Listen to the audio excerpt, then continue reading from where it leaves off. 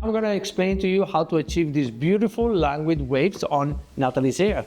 First of all, we use the hair curler. Remember to remove the protection here. This is only to protect your hand when this is very, very hot. Then we started at the back with big section, and as you can see, I took like triangular section, and the hair curler, basically I use it like it was a curling iron. Every time you pick up the section, you just wrap the hair around the hair curler and get the tool to do the job for you. So basically, you don't need to apply tension here. You just need to move closer and closer to the root, getting the ends to lock in the middle.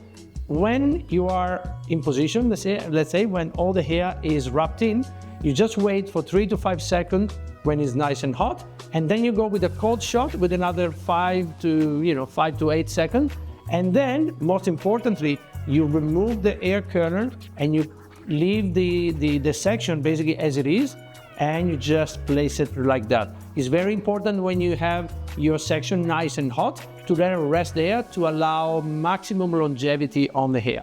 And then to finish, we just brush the hair, we apply some hairspray, and that's the end result on Natalie's hair.